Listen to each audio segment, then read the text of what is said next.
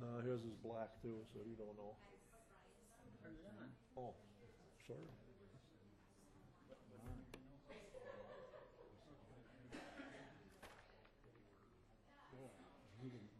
I need to know. How's Donna tonight? I'm great, thank you. Come over so I can ask you. Hey, you. Jerry wants to talk to you. Oh, yeah, I don't know if we ever got a password, did we? For that? That's just to send emails and stuff, isn't it? Sitting back in the corner there, right by, he was just, I didn't think I did either. Mark can't get into Jerry's. It says enter password. Wait a minute. I might have got something here. I might have got something.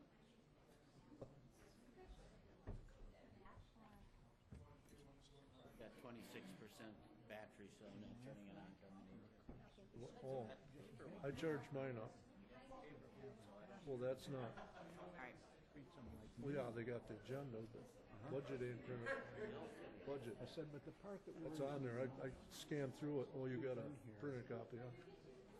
My eyes got sore scanning the pages last night. Getting ready. I, huh? As soon as they get done, they're gone. Yeah.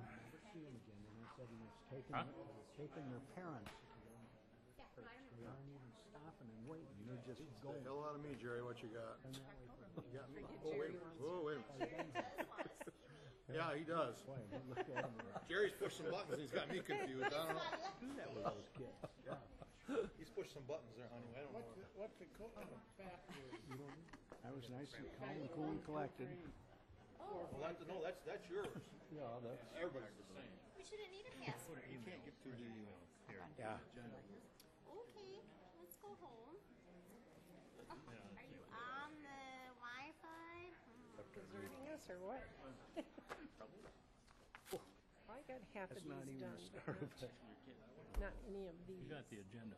Huh? But we did belong to Pacific. Oh, Open it, and no. then it takes a while for it to print out or to get booted up, I guess. I did that too. You gotta wait till this line gets I know. Are you able to use line on there somewhere. I don't think so. Probably not. Oh, he's worse than just a little. I would think. Ah! No, I talked and mine went blank. Harry and I froze to death on Saturday. Yeah. In that golf tournament. Oh, We were had a so, woodcutting party all the time. Long ways to go. You started corn? Dick's got to get hold of that one of these days. I just touched that and then it prints it out, John. There it is. I knew I had one of these over here somewhere. They ain't doing it, is it? Hi, Terry. Mark and Matt. Technology is wonderful There it is. when it works. When it don't. I know. Mine's sitting in my bag down there. I charged it all the way You up. haven't been going out to Plainfield trucking for coffee. Yeah. I heard people want more money. Oh, Wouldn't take that long. Who's going to stop there and train somebody out there? Teach you how. Now I'm gonna have to yell at Randy. He called me the other day. He goes, I was gonna see if it was in there this year, but it still isn't in there. okay, I got it. The Treadsy board. Have to cross off 5 of those names right away. We got so many people It's a retiring. better thing. Are you on better?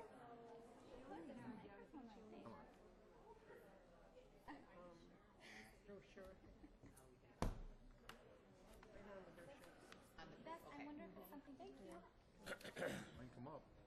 Oh, I get it, but that he said that he switched the Wi-Fi. clean We the- should have better I connection. tried going now. through this and making some It doesn't sense out of what it was before and what it is now and everything, but there's a damn much here. I didn't. Yeah. I just Jerry was off today. It's for read through it for an hour. At the I'll bottom watch it line, for him now. You can't reset It's that not one going very somehow. fast because I can go so fast. I was doing the same thing. Yeah. That's, Barry's not going to be you here. just couldn't look at it. Jerry, you said Probably the dumbest Wasn't enough time. person ever. I don't, Well, no, not ever. no. definitely not.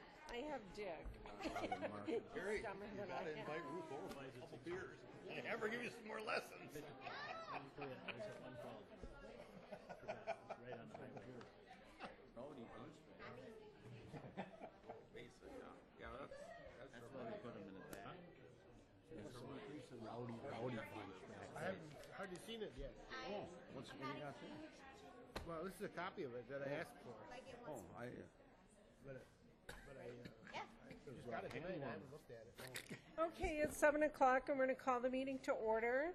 Megan Cap will do the roll call. Mrs. Krentz? Here. Mr. Heisey? Here. Mr. Tim? Here. Mr. Cap? Here. Mr. Eckstein? Here. Mr. Weddy? Here. Mrs. Collada? Here, Mr. King? Here. Mr. Wado? Here, Mr. Rothermel? Here. Mr. Kirschner? Here. all right, we'll stand for silent prayer and pledge of allegiance. Get on our knees.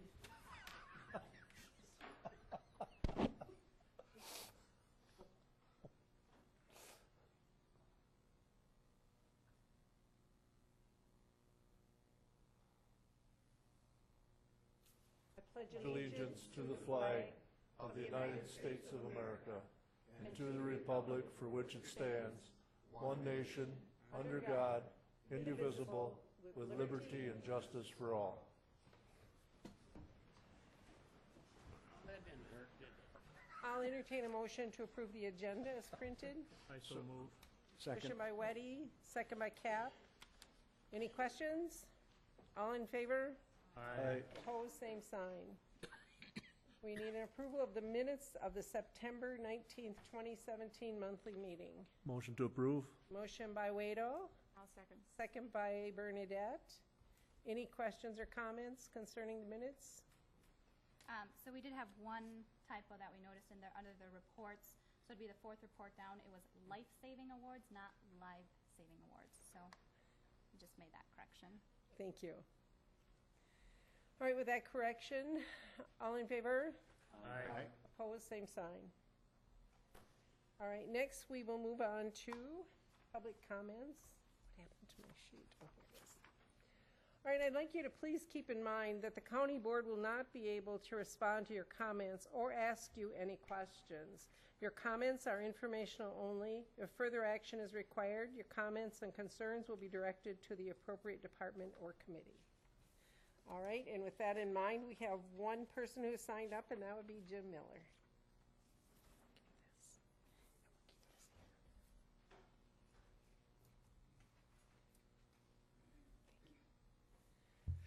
This is off the cuff, and I have a small cuff, which is very lucky for you people. But I did want to mention a couple of issues as far as the library services is concerned. In your information from your administrator, you indicated a 2% increase in employee salaries and so forth. In our libraries, we can't do that. That is in our budget. We don't have an extra line that we can work that way. The other benefit for the local or the county employees will be that increase in health benefits.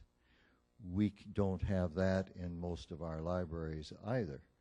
So those are two of the reasons that the Library Services Committee felt that the libraries deserved some additional monies. We're looking at different kinds of refinements or different kinds of requirements compared to what you as a county do with your employment contracts and so forth. One of the other issues, that's just a kind of a nitty-gritty one there, but one of the other issues that I think all of you may or may not be aware of is the librarians do so much more than just check out books. Much of our service in our libraries is not CERC related. I had a librarian or a director that indicated tonight that she had a Spanish-speaking person that was sent to her by Social Security, and she had to go and spend quite a considerable amount of time making sure that he did everything online the way that it was required. Now that was service above and beyond and so forth. So that's just one example. We also have people that come to our library to do online time sheets that they have to send in. The companies no longer will take it in paper. So they come to the library because that's where the service is available. These kind of services to our taxpayers is very, very important. And so if in your deliberation you could find a little extra money, we would greatly appreciate it. Thank you. Thank you very much, Jim. All right, we will move on to unfinished business, and there is none. So we'll go to new business, and we'll start with our county administrator's monthly report. Mr. Civic. Everything I have to say, I will I will do that during the budget presentation and discussion. Everything else is going fine in the county. I am a little concerned about the morale of the people with Sherritt County due to Aaron Rodgers' broken collarbone, but there's nothing I can do about it, nor can you. So that's all I have for now. Thank you very much. All right, we will go on to the EMS annual report, and Director Brian Donaldson.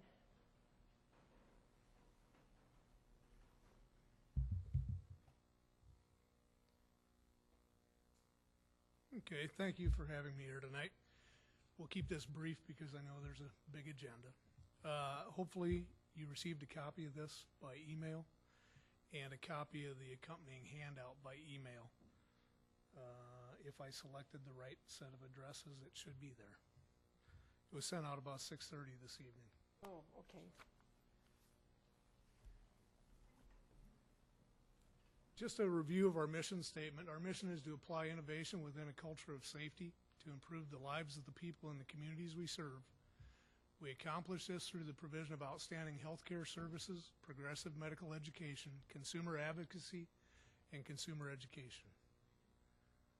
Our vision is to foster continued value enhancement and quality improvement of healthcare while being recognized as a leader in the provision of mobile health services.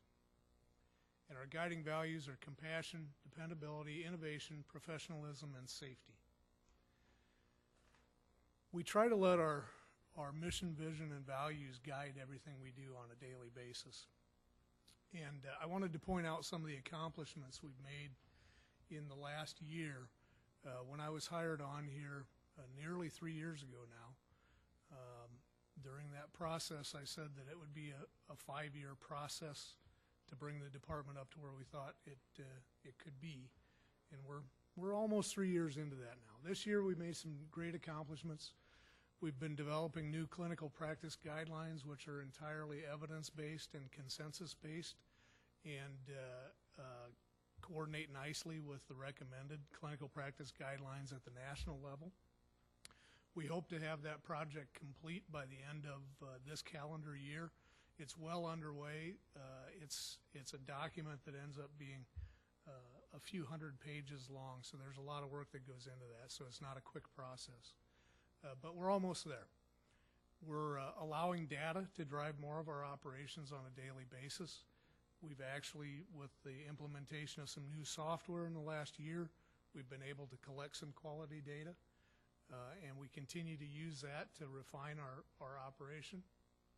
We've continued to replace equipment when we can, and for those things we haven't been able to address yet, we've got a plan in place for replacement of equipment. Over the next couple of years, we should be back up to where we had hoped to be. We were lacking a current multiple casualty incident plan. The one that was in existence previously was plagiarized from the state and wasn't a very good plan to begin with. We've personalized it to meet our needs and the needs of the folks in the area we serve, and we think we've got a good plan in place now. We'll hope that we don't have to implement that at any time, but it's usually a matter of when, not a matter of if. We've revitalized our educational program for professional continuing education. We've found that it's far more cost effective to bring quality education to our people than to send our people to find quality education. So we've implemented that, and we've just recently completed several courses, specialized courses, and have actually a couple more coming up yet this calendar year. We also incorporated an online continuing education program. So we have harnessed the power of technology to help enhance our education. And we've implemented a mentorship program. One of the things that historically paramedicine has done and done well, as the rest of medicine, is to eat our young. So in an effort to avoid that, we've created a formal mentorship program, and it's gotten very good reviews from the folks who've started into it, and it's gotten very good reviews from the mentors in the program. So I think we're going to see some real benefits from that as we move forward. Benefits may not be visible in that first year, but I think they'll be tangible in the future and well into the future. In 2016, we had asked this board to fund the purchase of a couple of ambulances, and which, after a fair amount of discussion, it was agreed that you would do. One of what we feel was an accomplishment is we didn't have to dip into that reserve for those purchase of those vehicles. We were able to do it from operating capital. So we consider that to be quite a large accomplishment, close to a $300,000 accomplishment. This year we were chosen by the National EMS Management Association as one of their spotlight agencies. They choose no more than 12 a year, and then spotlight that agency in their monthly publication. I don't remember specifically what month it was. It was sometime late spring, early summer. We were their spotlight agency. They saw something in us that they wanted to share with the rest of the industry. It doesn't necessarily mean that we're doing everything right, but they saw something they liked, and they like to share best practices. So we were honored to be one of their spotlight agencies this year. In February, I'll be going to Charlotte to present to a national conference on our mentoring program and share with them what we found to work for us in a rural setting, and hopefully bring back some new ideas from the other participants there. So we're happy that they recognize we have a successful program started, and they wanted to hear more about it. One of the things you should have received in your email, and hopefully you did, is it's pictured there, our third quarter operational analysis. And what it does, it's a lot of data I didn't want to include in the presentation tonight because it would take up a lot of time and everyone would be bored to death. But there is some good data in there if you take the time to look at it. One of the things that I did want to touch on, and the document is broken into 911 data versus interfacility transfer data. And the 911 response time data is one of the things I wanted to look at. First of all, response modes, red lights and sirens versus not responding red lights and sirens. One of the challenges in the industry is to find ways to reduce the number of times we respond red lights and sirens, because it's a very dangerous thing to do. It's probably by far the most dangerous thing we do, far more dangerous than any medical procedures we do or any medications we provide. So we've been able, through using the emergency medical dispatch system at the communications center, and then implementing our own algorithm for decision making when there isn't EMD performed, we've been able to reduce our emergent responses to just under 51% of total responses to 911 calls. That's a great start. It's nowhere near where we need to end up. So we'll work with Jeff and his communications staff at the Sheriff's Department to refine those EMD algorithms to get that number down, eventually hopefully closer to that 30-35% range. Best practices on the national level would say that we should be under 50%, and we're just slightly over. So it's been good progress, but we've still got a ways to go. Our 911 shoot times, one of the things that we look at closely is how long it takes for the crews to get out the door once they've been alerted by dispatch that there's a call. Our target is 60 seconds during the daytime and 90 seconds after 10 p.m. And right now, our median is 1 minute, 23 seconds, and our 90th percentile is a little high at 3 minutes, 45 seconds. But the thing that factors into that we have to take into account is that one of our stations is separated, the living quarters are separated from where the truck is housed by about a 3-minute walk. So that certainly factors into that. All in all, that median at 1 minute, 23 seconds is pretty impressive. And our 911 response times, when Fitch came and did their study in 2013, one of the things that they set out there as a benchmark was a 19-minute, 59-second response time to at least 90% of our calls. As of the running of this report for the first 3 quarters of this year, our 90th percentile response time is 19 minutes, 31 seconds. So we've exceeded what Fitch set forth as a benchmark. Our median response time, and we measure response time as the time the crew is notified until the wheels stop rolling on scene. Our median response time is 10 minutes, 56 seconds. So for a rural area, I think those are very notable achievements. The only thing I didn't include in that packet of data that you should have received in your email is the miles we traveled in a calendar year, and this stays pretty consistent year to year. We measured this the 1st of July through the 30th of June this year. 6 ambulances traveled just shy of 200,000 miles, about 33,000 miles per ambulance. So a lot of miles traveled and reasonably safely. A couple of minor dings, but certainly nothing notable, and we'll hope, again, keep it that way. So, looking to the future, if we could get one of those drones or a couple of those, that'd be great.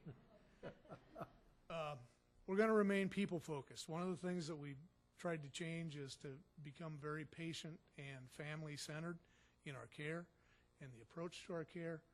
I think they always were. We've just tried to raise the bar a little bit. We'll continue to make that a focus. As we move forward, we'll need to, and I brought this up a couple of years ago, if you remember, the branding for our department is going to need to change at some time because emergency medical services just doesn't really encompass what we do.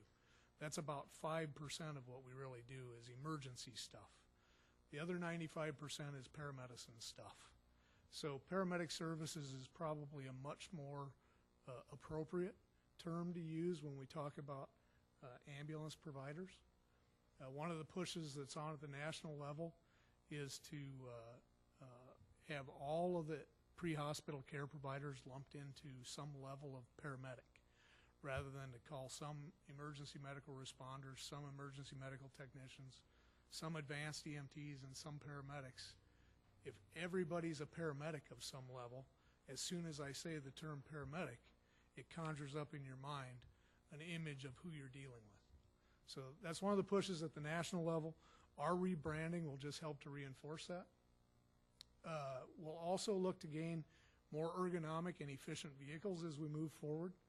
The day of the large ambulance is probably very limited because they're expensive to purchase, they're expensive to operate. So we'll probably go, as we saw ambulances grow from, if you remember, the Oldsmobiles and the Cadillacs, and then into the suburban style vehicles, and then the vans. Then we progressed into the cutaway vans with the big boxes on them, and then the trucks with the boxes on them. We're going to see a regression now in the industry. We've already started to see it, and we'll need to do that as well because, number one, we won't be able to sustain the purchase and maintenance of large vehicles. But number two, there isn't really any evidence to support their use. Think about, we put our highest acuity patients into a little helicopter. I worked several years out of those. I can tell you there's not much room. If you can do it in the air bouncing around, you can do it on the ground bouncing around too. We're going to watch reimbursement reform very closely, regardless of your political beliefs. Nobody at the national level is addressing healthcare reform. they're all addressing reimbursement reform. Reimbursement reform will drive some of what happens in healthcare, so we'll keep a close eye on that. And it really affects us significantly, even sometimes the smallest changes they make at the national or state level significantly impact our reimbursement. And the last thing we'll do this year, or into the next years, is continue to harness the power of technology. We've done that to some extent so far. We need to increase that tenfold. We've just started to really utilize the technology that exists to improve patient care and improve patient outcomes, and that's obviously our ultimate goal. And that's all I have for you in that. As I said, you should have much more data in your email. If anyone here would like copies of that data, just ask. I can get it to you electronically or in a hard copy. Any questions, comments? Yes, sir. You were mentioning 32,000 miles on a vehicle. We've got 6 of them. Are they all close to the same? Like, I know when we were talking last year about getting 2 new ones, they were both pretty high mileage. Yep. And what we do is we've now, since I've been here, we've developed a rotation where each vehicle rotates through every position in the fleet and to reserve position so that they all accumulate mileage at a reasonably equal rate so that we won't be hit with several vehicles that need to be replaced at the same time. The other question is, these smaller vehicles, what kind of price are we looking at a smaller as they move along? Anywhere from currently the market value on the Sprinter style or the Ford, is it Transit? Ford Transit? Yeah. The Mercedes Sprinter is a little more expensive. The Ford Transit has been running in the neighborhood of $75,000 to $85,000, as opposed to $125,000 to $175,000 for a more traditional ambulance. Thank you. Megan just forwarded the documents that Brian was talking to. Did I send it to the wrong address? I think you sent it to the Kindle tablets is what you did. Oh, I did. I CC'd you so you have the right one next Okay, time. thanks. And so you should all have it on your tablets now. So mine just came in. So thank you very much, Brian. Thank you. By the way, I think Manitowoc County has that drone, and they said you could borrow it. Anybody can borrow it if they want it. Okay, let's move on to the discussion of possible motion action items, and the first one is the 2018 proposed budget. And I believe Mr. Civic. Yes, first of all, I want to introduce Debbie Pavola, who was the designated audio video tech tonight. Oh, okay. So I will be speaking to Debbie in code, so when I say next slide, please, it will mean advance the slide. Madam Chair, members of the Board of Supervisors, members of the public who are here tonight, my name is Bob Civic. I am the Waushara County Administrator, and it is my distinct pleasure and honor to present to you for consideration the 2018 Waushara County Budget and Capital Improvement Plan. We are all kind of treading on new ground tonight, not only because of the change in the management structure of the county, but because this is my first budget presentation to you. So if I commit a faux pas, please let me know. But I thought that the way we would handle this is to we have the PowerPoint presentation. Although I'm looking at that, and that yellow sky reminds me of tornado weather in Nebraska. But we have the PowerPoint presentation. Megan, I sent that to everyone and to the directors. Did I send that to the wrong tablet as well? If it's correct, good. Okay, I was going to say if I sent it to the wrong place, please forward it to the appropriate place. I also sent you within the last hour and a half a 6-page budget message. I will not recite that tonight. You can read that at your own leisure, and copies are available up here at the table for members of the public who would like to take a look at that. So the first slide is our beautiful courthouse, our beautiful architecturally significant courthouse, and our memorial to the doughboys who fought in the Great War of World War I. Below that is a list of people who are the finance team, and I want to start off by thanking Sarah and Mike. I could not have done this on my own. I can assure you of that, and their hard work and their guidance not only just as accountants, but also, particularly with Mike informing me of the intricacies of Wisconsin budgeting law was very valuable. Next slide. These are the changes that we're looking at this year. The change actually is a result of action the board took late last year when it changed the form of county management from the administrative coordinator to county administrator.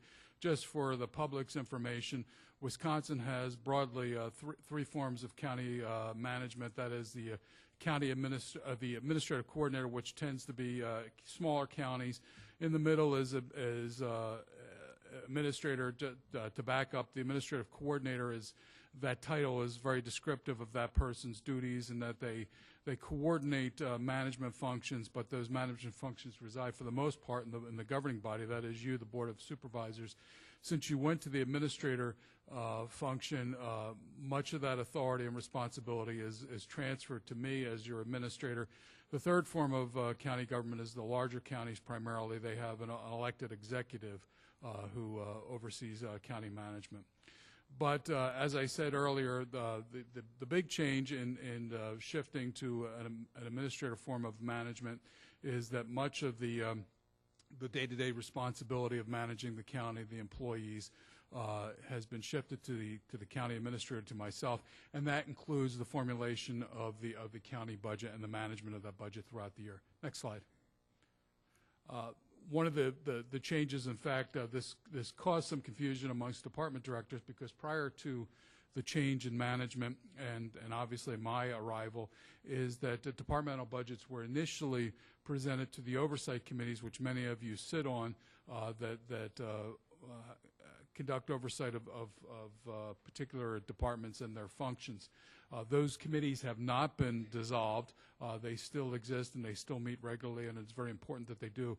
But at least as far as budgetary matters, they now have an advisory capacity because those budgets are submitted, reviewed, and approved to myself and my finance team. And the end result of that is what you see here tonight. Next slide.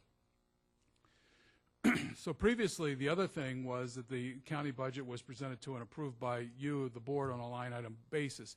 Now, all of you have that line item budget, and it runs, I don't know, what, about 150 pages, something like that. You don't have that. You have that, but that's not what we're going to discuss tonight. Otherwise, we'd be here all night. What you have is a summary, which is appropriate given the change in your management structure. I guess what I would say is, because you have an administrator now, it is up to me to deal with the minutia, the details of that particular budget, and I have done so with my team throughout the month of August. We met with all the department directors, some of them more than once, and we went through those budgets line by line and formulated the budget to be presented to you tonight. What has not changed and what cannot change is the final approval of the budget resides exclusively with you as elected officials, as the elected representatives of the people of Waushara County, as the governing body of Waushara County. So the budget does not take effect unless and until you say so. Next slide. So here's a couple of highlights that I wanted to point out. The first one is the total expenditures for the county that's anticipated for the calendar year and budget year 2018 is just under $40 million. And the reason why I put that up there is what most taxpayers are concerned with are property taxes, because unlike their sales tax that they pay, they often don't notice the sales tax when they make purchases, except perhaps in large ticket items. And their income tax, a lot of people don't even look at that as a bad thing, because a lot of people have over withhold on their taxes, so income tax time is perceived to be as some sort of windfall when actually it isn't, but we won't get into that. But property taxes are the sticking point and perhaps the rub for a lot of county taxpayers, particularly for people in the agricultural industry, because they are sizable. But I wanted to point out that property taxes really pay for less than half of the county's expenditures, its operating capital. And the reason for that is we have a number of other sources, and I won't get too much into the weeds, but we have sales tax revenue, but much of the services that we provide, particularly in the area of human services, those services are financed through state and federal dollars. And I will tell you, just my career in government, the difference that you have here in Wisconsin is at the county level, you provide many services that in other states are provided at the state level. So that's why we have a $40 million budget for expenditures. As you can see, the value of all the real estate in the county is about $2.5 billion. The increase in value from last year is about $56 million, which I think comes out to about 2.5%. Not a huge jump in valuation, although that varies between residential or agricultural or industrial or commercial. But overall, all county real estate taken together, it's increased by about 2.5%. One of the things that I'm very proud of and that my team is very proud of, the levy amount, the increase from last year is only $3,000. That is astounding considering the size of this budget, and the credit belongs to not only all of you as the governing body, but to your staff. These folks are very, very good stewards of the public's money, and that's evidence of it right there.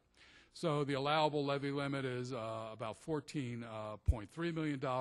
We are under that levy limit by about $190,000. The mill rate that we have, as you see there, is $6.86, and that is down from last year of about 16 cents. So I would say this is ample evidence that even in good times, budgeting is difficult, but this shows that your staff, your team is doing a very good job, and I want to commend all of them for that. Next slide. Now, here's the highlights, and this was discussed earlier by Mr. Miller. The two big increases that we see in expenditures is the wage increase for all county employees at 2%, and I thought that I would get into that a little bit more in detail. The reason for that is, again, being a newcomer here to Waushara County, I ask a lot of questions, and I wanted to find out what the wage increases have been over the last decade, and I've been told that they've been about 1.5%. I will tell you, when you factor in the rate of inflation, what that means is over the last decade is that most of your employees here have been falling behind the rate of inflation. And I can tell you from a managerial standpoint, we have a great deal of difficulty recruiting and retaining talent. In fact, just yesterday, I had a letter of resignation from a very crucial county employee that I'm going to have a great deal of difficulty replacing her, and the reason why she left is because of more money somewhere else. So it's not that we're being frivolous or spendthrifts with the county's with the county taxpayers' money. It's that we do have to be cognizant of the marketplace that we are in, and in order to keep and attract quality people, we do have to pay appropriate wages. No one who works here is going to get rich, but we do have to at least compete somewhat with our marketplace competitors, and that's not just in the private sector where people get paid more, but even in the public sector. The reason for the 2% is 2018, that year is the last year in our law enforcement labor contract. As you know, we still have two bargaining units or unions that we deal with. One of them represents our law enforcement personnel, and one of them represents our paramedics. We're in the last year of the law enforcement contract, 2018. They are mandated to receive a 2% pay increase, and the labor negotiating team just negotiated a contract which will be coming before you for approval with the paramedics, and 2018 is the first year of that contract, and that wage increase is 2% as well. So logically and ethically, or from a fairness standpoint, it would not be good management, it would not be fair to say to our union employees that they get 2%, but our non-union employees get 1.5%. I think it's very important with regard to morale that we not create privileged classes of employees, and we provide a 2% pay raise across the board. This will maintain good morale. It will prevent resentment from taking hold. And as I said earlier, given the wage increases of the last 10 years, this is not generous. This is basically is playing catch up over the last decade. Now, the next one is the health insurance premium increase is 27%. I never thought I would say this, but that actually was good news.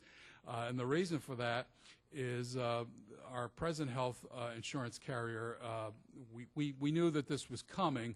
I will tell you that we were expecting an increase of 25 to 40%. When we got the official word, it was 49%. We knew bad news was coming, so back in August we began to shop out the county's insurance business. But I will tell you, from looking at a 49% health insurance increase, there was no possible way the county could have absorbed that without looking at reduction in staff. We would probably have had to lay off 3 or 4 people in order to pay for that. I will tell you that I don't believe that any of the departments are overstaffed, and I believe that they provide very good service, and I believe the people of Waushara County want those services. So we had to look for a different way, and we do have a new health insurance provider. That increase will be 27% over last year, but through some accounting magic from my team, we've been able to work that through. The important thing about our new health insurance carrier is they have guaranteed that the second year increase will be no more than 12%. Again, I know that that doesn't sound like it would be good news if you're talking about any other commodity you're purchasing, but in health insurance with the fluctuation and the uncertainty, that is pretty much good news, and it also allows us to do a better job of budgeting for the 2019 budget. Some other changes that we made is we have billed expenses such as workers' compensation insurance directly to departments instead of having that county-wide. And the reason for that is doing so more accurately reflects a department's budget. For instance, with regard to workers' compensation, the people who work here in the courthouse, the people who work at desks, really do not have the level of risk or claims that, say, a law enforcement person would, or a paramedic, or a highway worker. These are the people who are outside. They do very physical, manual work. Sometimes it's very dangerous work, and those are the people that have those sorts of claims. So in order for us to get a better idea of where those expenses are being used, those are now being billed directly to the department. So I wanted to point that out in case you're looking at the line items. You will see some of those departments have an increase. That is not necessarily a spending increase. It's just a reallocation of those expenses.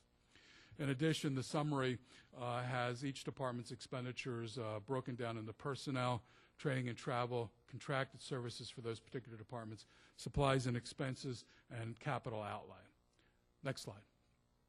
Now let's talk about the capital improvement plan. The capital improvement plan, this is the first time that the county will be looking at a 5-year capital improvement plan. And for those of you may not be particularly familiar with that, what the capital improvement plan does is it allows us to make big ticket purchases and pay for that over a long period of time. What that does is, for instance, you just heard Chief Donaldson discuss the situation with ambulances. Those are very expensive vehicles, so we don't want a situation where we have 6 ambulances, we run them into the ground, and 1 year we have to buy 4 of them because we simply can't take that sort of peak and valley in spending. So what you do with the capital improvement plan is you plan to buy those big ticket items over a long period of time. You finance it over a long period of time, and you update it as you go along. For this capital improvement plan, broadly speaking, we are talking about things such as the change of the intercom system at the jail. We need to replace that. I believe that is running in the neighborhood of $700,000 or so, about $700,000 to $800,000. We have some work to update our radio towers for communications. Those communication capacity is not only used by the Sheriff's Department, but by the paramedics and by the Highway Department, and some equipment for EMS as well. What we did was we asked all departments to submit potential capital purchases in excess of $5,000, and they did so. Beginning this year and continuing into the future, every year as part of the budget process, you will review the purchases that we made the previous year, and revise that capital improvement plan going forward in the future. So if you want to just, for instance, talk about ambulances, if we have purchasing one ambulance and we plan to purchase one next year, but we, for whatever reason, we haven't put many miles on it, you may decide that we don't need to purchase an ambulance next year. Or you may decide if we run into an economic downturn that we have to cut back on those large purchases in order to make the budget balance elsewhere. Next slide. Again, talking about the capital improvement plan, the total 2018 capital expenditures for this year, for this coming year, is just under $5 million. Most of that, about $3 million, or about 60%, is already included in the budget. Road improvements about $1.8 million. Non-road improvements about $1.3 million. We will be financing about $1.7 million for those capital improvements. The anticipated interest rate is about 2.3%, and that will create a debt service payment beginning in 2019, not beginning next year, but the following year, of about $385,000. One thing I did want to note, and this isn't in the capital improvement plan, but actually in the budget for the administration, is I am requesting an appropriation of $50,000 to conduct a space study of this complex, the courthouse, what I call the brick fortress attached to the back of the courthouse, and the north annex, or the old county shop across the street. In August, we ran out of office space in this building. We no longer have any office space. I will tell you just from walking around, and I am not an architect or an expert in that regard, but I can tell you that the use of the space in this building, in the old jail or building to the rear of the courthouse and across the street, that space is not being used efficiently. My guess is that probably over the last 20 years or so, we have kind of patched together office space needs. So we are in a situation where office space is not laid out the way it should be.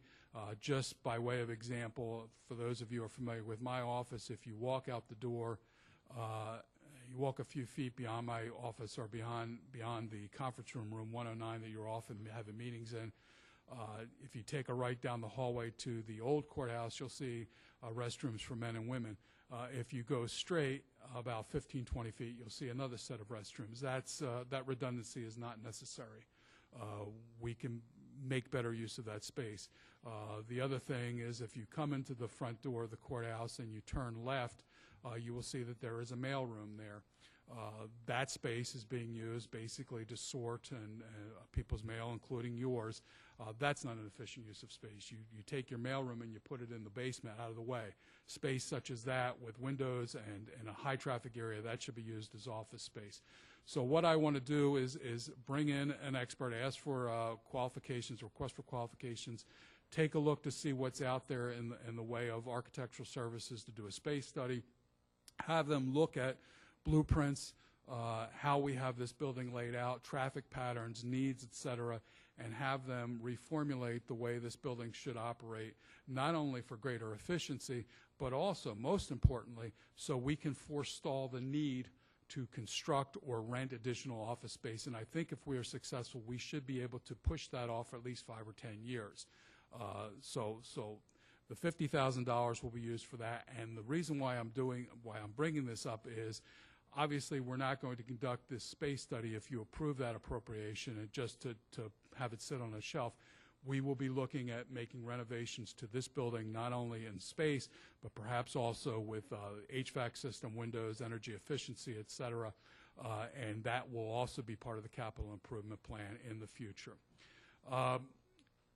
What we hope to do, what the finance team and I hope to do, is to basically make this part of our ongoing process year to year, so that as we retire debt, we will take on additional debt. And that way we keep that particular expense constant, and we keep updating the things we need to update on a regular basis, not only so we have the things that we need to provide services to the people of Waushara County, but so we don't get caught in a bind, as I said earlier, with peaks and valleys for a budget situation. And I do want to talk a little bit about debt And I know that that is, well, it is a four-letter word, but it's an obscene four-letter word for some people, and I want to talk about that a little bit. I know that some people are reluctant to take on debt, and I'm not saying on a personal level that that is necessarily a bad thing, but when you take on debt as an individual, you take it on because you need something and you cannot finance it immediately. The obvious example is you're 25 years old, you just got married, you have a child on the way, you expect to have more. You're not going to sit around and wait 20, 25 years to save up the money to purchase a house. You're going to purchase it now because you need it, and you're going to finance the purchase of that house over the course of 30 years through a mortgage. The same is true for governmental entities, whether it's an intercom system at the jail, whether it's renovations of this building, whether it's radio towers, communications, et cetera. There is a big difference that makes governmental entities in a better position, a better financial position than you as individuals. The one obvious difference is that all of us in this room will be dead someday. The county exists in perpetuity, and it will continue to exist. So as far as a risk for lending money or for borrowing money, that risk is not there because the county is not going to go away. It will continue to exist and continue to pay whatever debt it may have.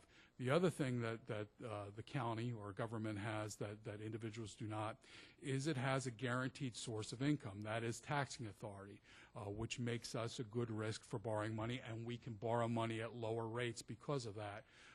Our taxing authority is not only for the various taxes we have, but most of our taxing power is based upon real estate. That is where the wealth is in this county. That is obviously appropriate for an agricultural county. So that land is not going away. It will continue to be taxed, and if the land is changed in any way, most likely it will increase in value. So if you take a vacant lot or even a potato field and you build a shopping center on there, or 50 houses or whatever, the value of that real estate will be higher. The value, the amount of taxation that the county will receive, tax dollars that the county will receive, will be higher. And bankers look at that and they see that as being a good risk to lend money to the county, and that's why they are willing to do so on favorable terms and at low interest rates. So I want to put that bug in your ear so no one is afraid of taking on the modest debt that we are taking on. The county is in very good shape. As I said in the budget message, I credit much of that to my predecessor, Deb Barringer. But quite frankly, accounting standards or financial standards for governmental entities dictate that this county should have about $5 million in surplus. That will be there in case we need it for some sort of emergency situation, God forbid a disaster or whatever. It will be able to allow us to carry through county operations to have the money to do that. At the present time, we have about $7.5 or $7.6 million. So we have about 50% more money in reserves than we need to. Now, that's not a bad thing, but when I look at that, because it's government money, it cannot be used to play the stock market. It must be in very conservative investments. And interest rates are low when you borrow money. Interest rates are low when you make conservative investments, certificates of deposits, and things like that. So quite honestly, our investment from that extra $2.5 million is not keeping up with the pace of inflation. So you have this crazy situation where the value of that money in the future, because it's sitting there and it's not earning sufficient capital to keep up with inflation, the value of that money in the future is actually less than the value of that money now. So if you have a situation where you have $100 in your pocket and the U.S. Treasury has announced that they're going to devalue the currency, so on December 1st, that's going to have a value of $50, it probably is a good idea to make use of that capital now. That doesn't mean we're talking about being spendthrifts, but there is no reason why we need to have excessive surplus because it does not do any work for the people of Waushara County, and that money can probably be used for other purposes. We're not doing anything this year, but again, I'm putting that bug in your ear as we come back in subsequent years. Next slide. Anyway, that's the end of it. This is a beautiful photograph of one of our agricultural fields in Richford. I thank the farmers of this county because these fields produce a great deal of wealth and produces the tax revenue that provides all the services to the people of Waushara County. If anybody has any questions, I'd be happy to answer them, or probably more likely, the accountants will. Questions?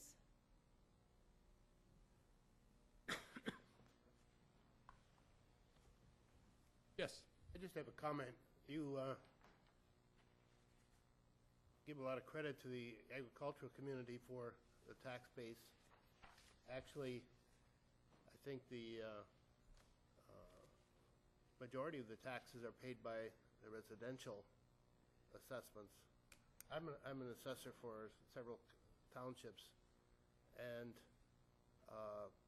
farmland is assessed at less than $200 an acre. It's not assessed according to its real value, market value. And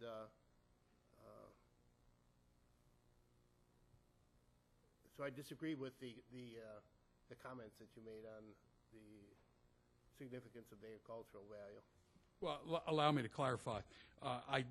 That situation is typical in agricultural states. The same situation is true in Nebraska, which I'm very familiar with. Agricultural land is not assessed at its full value, such as residential or commercial property. However, agricultural land here in this county is the main source of wealth production. So it's not necessarily that we get a great deal of money from the property taxes on agriculture, but the potatoes and the milk that comes from dairy farms and vegetables, et cetera, are sold, and that does bring in a vast amount of money to the county. So I guess maybe I should have qualified it a little more. I'm talking about commercial activity, and most of that is agriculture in this county. Yes, Mike. One thing I was wondering about when you were talking about the 5 million versus the 7.5 million and everything, and you're saying, well, the 7.5 million, that extra money, we're just losing on it. Well, if we don't have that and it's only 5 million in there, we're going to be losing the 5 million a lot faster than we would have lost the 5 million if we'd had the extra in there. However, I understand where it goes, because eventually it'll be more than 5 million, I'm sure. Agreed. And that scenario would only come about if you had a number of dunderheads managing your money. And I will tell you, these folks are very sharp, and that would be a concern if you had people who weren't competent or spendthrifts, and that's not the case here.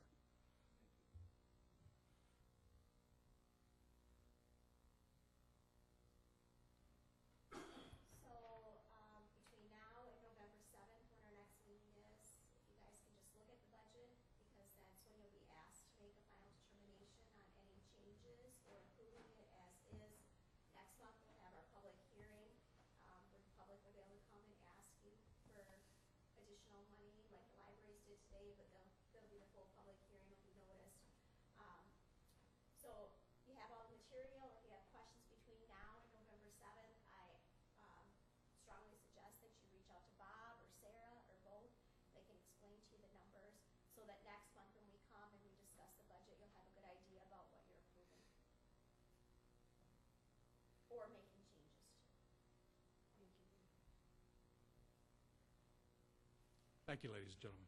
Thank you. All right, next we have a tentative agreement with EMS Employees Union Local 425 IAFF.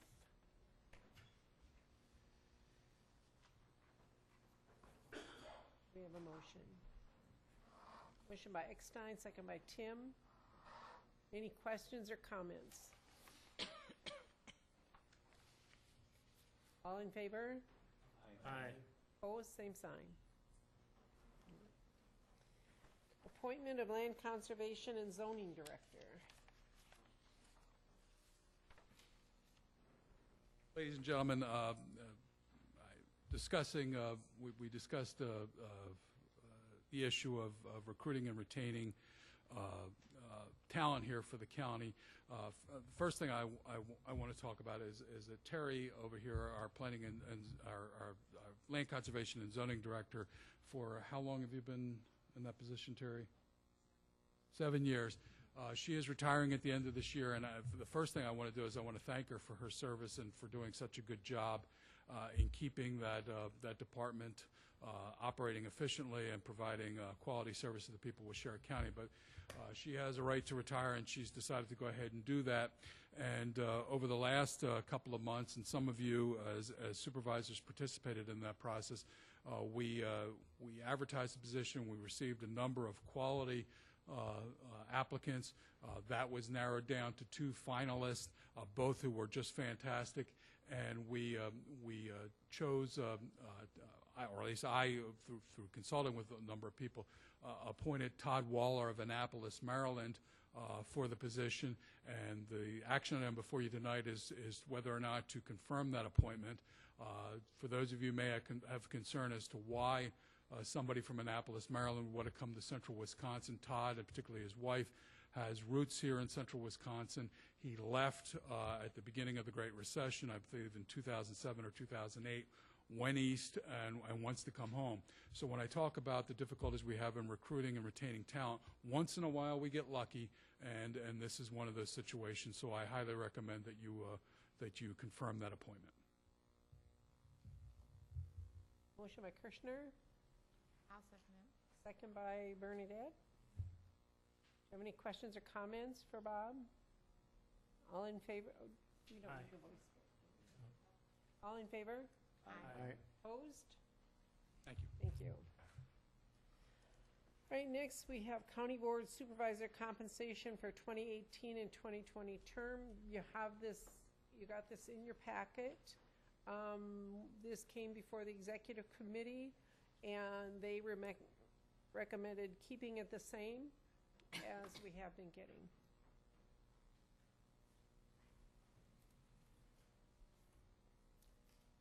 We need a motion to approve. So move. Second. Motion by Weddy, second by Waddle. Now we'll take questions or comments. Hearing none. All in favor? Aye. Opposed, same sign.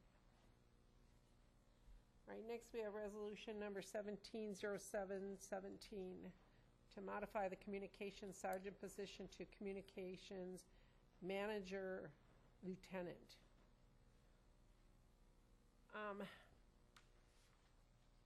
Bob and I and Jeff met with the emergency management people from the state yesterday, was it? Yeah, yesterday. And then after I read this resolution, I would like to table it and take it back to personnel so we could get some questions answered. But that's just my opinion. So, do we have a motion? Move to table. Do we have a second? Okay, we have a motion and a second. Do you have any questions or comments? All in favor? Aye. Opposed, same sign. Thank you. Next, we have a resolution approving the restructuring of the Aging and Disability Resource Center. We adopt this resolution. Motion by Bernadette, Second it. second by Weddy. Do you have any questions concerning this? If I read correctly, it's just that Marquette is pulling out and going on their own, right? So, questions? Yep. Okay, all in favor? Aye. Opposed, same sign. Resolution number 191017, acknowledgement of Corrections Officer John Breetlow's service to and retirement from Waushara County. Megan will read that for us, please. Whereas the County of Waushara wishes to take this opportunity to express its appreciation to Corrections Officer John Breetlow for 20 years of service and dedication to Waushara County, and whereas acknowledgement is given to Corrections Officer Breetlow for the conscientious and dedicated service he gave to the Waushara County Sheriff's Office and citizens of Waushara County. Now therefore be it resolved by the Waushara County Board of Supervisors that the County Board of Supervisors does hereby commend Corrections Officer John Breetlow for his conscientious and dedicated service, and that good wishes go to Corrections Officer Breetlow for a long and enjoyable retirement filled with contentment and good health. Thank you. Do we have a motion? Motion to approve. Motion by Weddy, Second second it. by Waito. All in favor? Aye. Opposed, same sign. Next, we have resolution number 20-10-17, acknowledgement of Melanie R. Stakes' commendable service to Washera County. Whereas the County of Washera wishes to take this opportunity to express its appreciation to Melanie R. Stake for her more than 13 years of service and dedication to Washera County, and whereas acknowledgement is given to Melanie for the conscientious and dedicated service she gave the citizens of Washera County in the County Clerk's office. Now, therefore, be it resolved by the Washera County Board of Supervisors that the County Board, on behalf of the grateful residents of Washera County, does hereby commend Melanie for her long distinguished and conscientious service. Every good wish goes to Melanie in her future endeavors. Motion by Waito to approve, second by Cap. All in favor? Aye. Opposed, same sign. Next, we have resolution number 21-10-17, cooperation agreement for the CDBG program. Thank you, Madam Chair, ladies and gentlemen of the board. This is essentially, it's a housekeeping measure. Washera County is in a consortium of 10 counties to receive and to administer a CDBG or Community Development Block Grant monies from the federal government, originating with the federal government, for housing needs in the 10-county area. Basically, what this is from Julie Olson in Juneau County has informed me that every 2 years HUD requires sort of a reaffirmation of the agreement, and that's essentially what this does tonight. We have a motion to approve by Eckstein, second by Cap.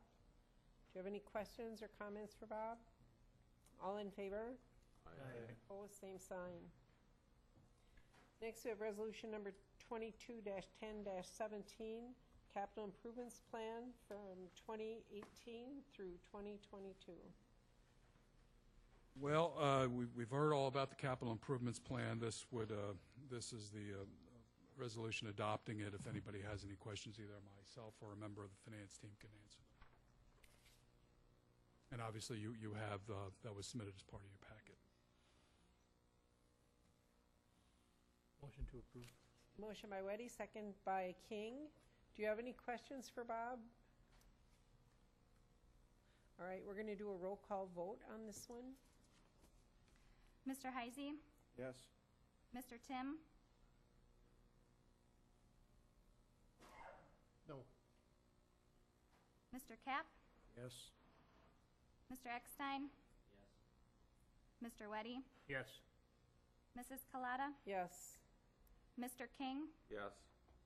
Mr. Waddle? Yes. Mr. Rothermel? Yes. Mr. Kirschner? Yes. Mrs. Krentz? Yes. That passes. So we'll go on to resolution number 23-10-17, authorizing engagement of Von Briesen and Roper SC and Krieger Dickinson LLC together with Simons Hanley Conroy LLC as counsel in relation to claims against opioid manufacturers. The WCA is kind of spearheading this, and they've contacted a couple of law firms.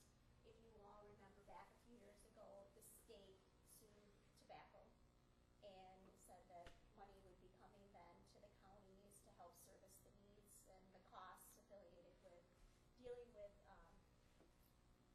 illness and other issues that came out of tobacco.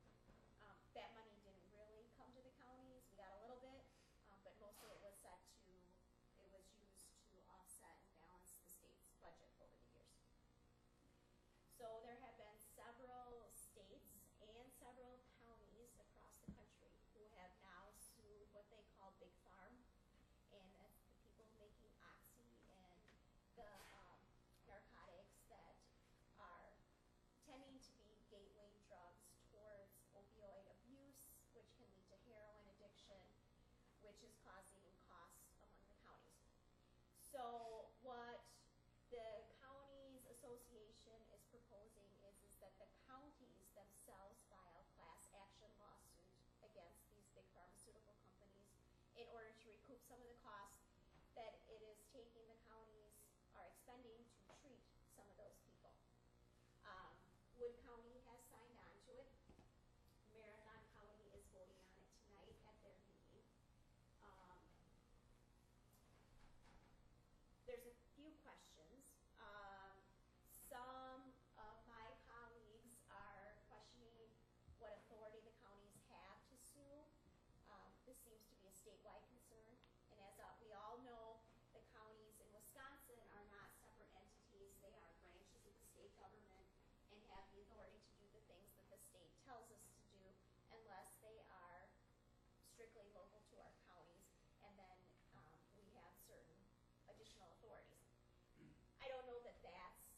issue for you to decide. That would be an issue for the attorneys to decide when they decide to file it, whether or not they have standing. It would be an issue for the court to decide whether or not the counties have standing. It would be an issue for the Attorney General to step in and say, I don't think you have that issue. You can't do that. So I don't know that that should factor into your decision. It's something that probably will come out to play as they're further researching it. One of my concerns is, and I forwarded this information to Jeff and to Dawn and to Patty, is that while the attorneys that are requesting us to sign the engagement letter and agree to be part of the class action are indicating that there would be no upfront cost to the counties, the attorneys are not requesting a retainer. They're doing it on a contingency basis. They'll front all of the costs. As they put together their cases, they are going to need some data to support that counties are actually spending money on fighting this problem. And so what they're going to be looking at us is to look back in our records and determine how much money we're spending on treatment, how much money we're spending on perhaps housing people that are related to opioid addiction, how much money we're spending on kids who are in the system because their parents are addicted to opioids. Perhaps some of the drug court stuff will come into play.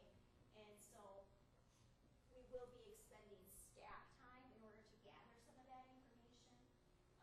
So I don't know if any of you have thought about it, if it's going to be a lot extra, if you're going to need additional time to respond.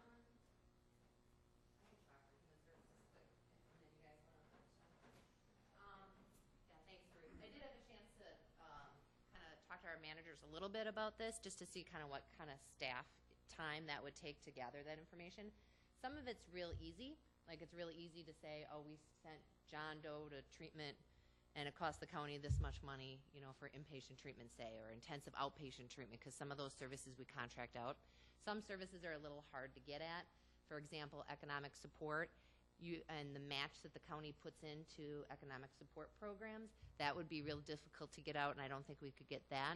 But the bottom line is things like child protection services, youth justice, straight out treatment for opioid addictions and use, that I think would be fairly easy for us to gather, and a lot of our behavioral health services. So, and you do have a pretty, you know, substantial match. In our budget, the county match is about 30% overall, and we can tie a number of things to especially drug and alcohol abuse and opioid in particular. So I'm also thinking about, I mean, I don't want to speak for Jeff, but I'm thinking a lot of your staff and the times that you guys have responded, and even EMS I'm wondering about. Certainly our match for certain programs like TAD, like our drug court, that could, I think, definitely fit in there. And I'm not sure about, Patty, what you're thinking about your services, but I think we can come up with some pretty sound numbers and not have it be too much of a burden. So I guess the question for you tonight is whether you are interested in signing the resolution saying that yes, Washera County will participate in this if it goes forward, and that we will sign the letter of engagement with the firms that are going to do the work. I think I would like to see about how much money we've got involved in this thing before we hire the attorneys. Maybe table it for until the next meeting and let them gather up as much as we can, because I know these attorneys are not free. Well, they are. Yeah. That's their Temporarily. proposal. Well, they're Right. going to be on a contingent basis only Right. if they collect from Big Right, Farm. right. And I know that the counties in Virginia did collect, it settled out of court and they got some money. So Wisconsin isn't the first go around in it.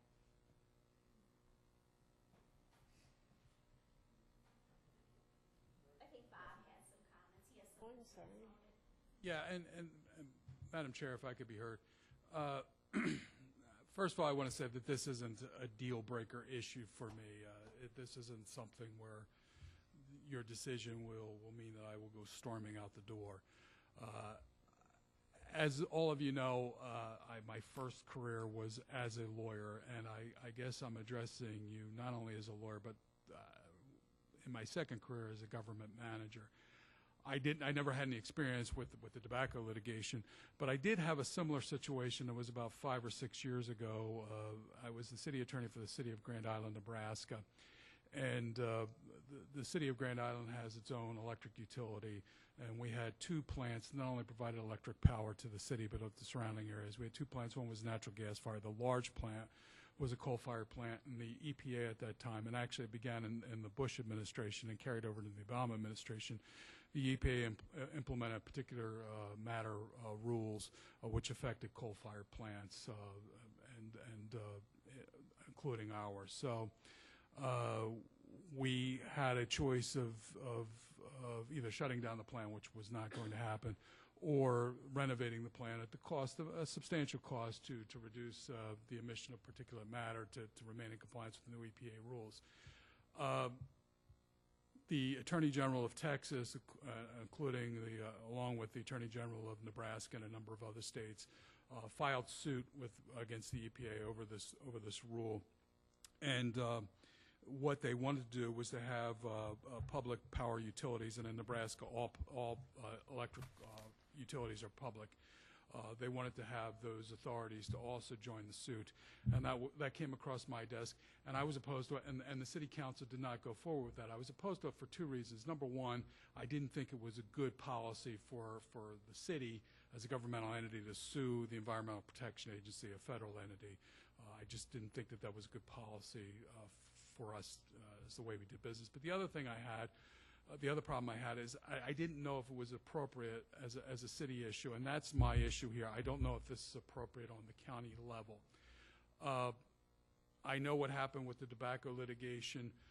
I know that the states control that, and if the states, it's my belief the states want to control any litigation against the big pharmaceuticals, they will be able to do so because our authority is derived from the state as other counties throughout the country. The state is the sovereign.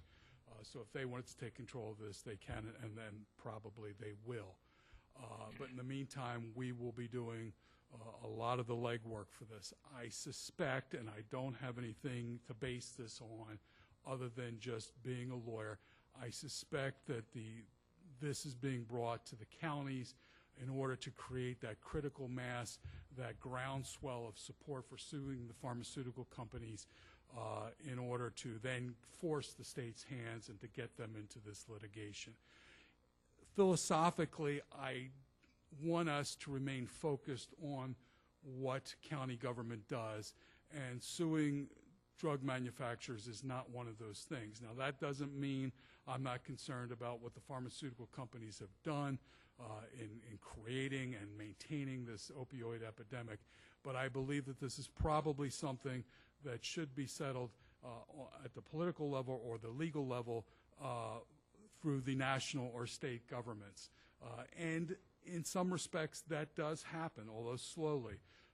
When I reference the EPA rules regarding coal-fired plants, one of the things that happened was that was litigated, but because of the change in the political landscape, I'm referring to the Trump administration and its EPA director and its policies, they're pulling all that back. That may very well be the best way to deal with those issues because people as voters can decide what do they want their public policy to be. Do they want coal-fired plants to be able to emit these particulates or not? And they can make that decision indirectly at the ballot box. Also, if you want to talk about the opioid epidemic, just this morning, President Trump's nominee as the new drug czar, I don't know what his official title will be, that nomination was withdrawn because this fellow was a congressman from Pennsylvania and he was involved in pushing a bill that would give the pharmaceutical companies far more freedom and restrict the Drug Enforcement Agency from properly regulating opioid drugs. That came about because of political pressure. In fact, I believe Mrs. Collada watched a documentary or a segment on 60 Minutes, and I think the New York Times did an article as well. So in that respect, the political process worked, and our news media, contrary to what you may hear from some people, does play an important role in that, and they brought this to the public forefront, and as a result of that, the political process took place, and that particular individual will not be the drug czar, somebody else will be. Again, just to summarize, I won't lose a lot of sleep if you decide to go this route, but I do want to caution you, if you decide that it's appropriate for this county to sue pharmaceutical manufacturers because of the very real damage, and I will concede it, the very real damage that the vast distribution of opioid drugs is causing all across the country, and including us, and it is resulting in additional expense to this county, then where would that end? Are we going to sue the fast food companies or the soft drink manufacturers and for the obesity epidemic, or firearms manufacturers for mass shootings, or whatever it may be? I'm not saying that those aren't worthwhile concerns, and I'm not saying that people should not address them, but I am not convinced that this is the forum to do so. So I'll just leave it at that. Thank you. All right. Does anyone else have anything? Well, we should have a motion first before, and then ask your questions. Donna, maybe before the motion, did you get to attend the session at WCA? Yes, I did.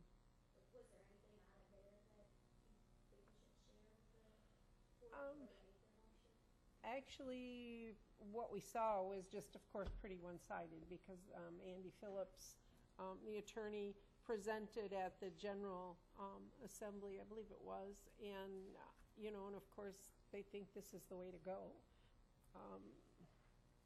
I don't know. I'm torn. I agree with Bob, but I also, after watching that segment and seeing what is going on, and how the big pharmaceutical companies are having things changed to suit them, to give them more power, and I guess I'm torn between. So I'm not going to advise you one way or the other. I think you all have to make up your own minds. I know what, I would move to table this until we have some more information from the Counties Association. Motion by Weddy, second to table, and it was seconded by Mr. Eckstein. And then I guess the next thing would be to get a hold of Andy Phillips and see if he wants to come down here. Yeah. Okay, very good. So we have a motion and a second to table. Any other questions or comments concerning this? All in favor? Aye. Opposed? Same sign. And I do have a couple of things that were handed out at the conference, and anybody is welcome to look at them if they want to. And I'm sure they can find them online too. All right, next we have an appointment to the Human Services Board. As you know, Fred Gellerup is unable to continue with the boards that he was on, and so Karen, is it Rutan, has been nominated to be on the Human Services Board. To approve. Motion by Weddy, second by Bernadette. Do you have any questions? All in favor? Aye. Opposed, same sign.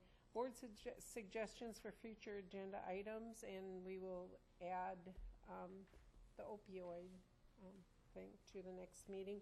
So we'll be meeting on November 7th, 2017 at 7 p.m., 2 weeks earlier than usual, and go home and do a lot of reading on that budget and see if there's any questions that you have for the next meeting. On table both of those, even the sergeant one? You had two. Excuse me? We tabled two. Yes. Both for next month. Yes.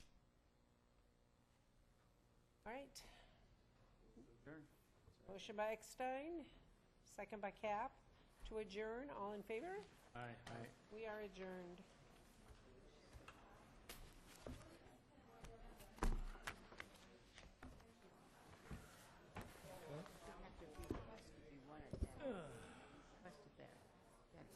Yeah, and just let me talk to Jeff.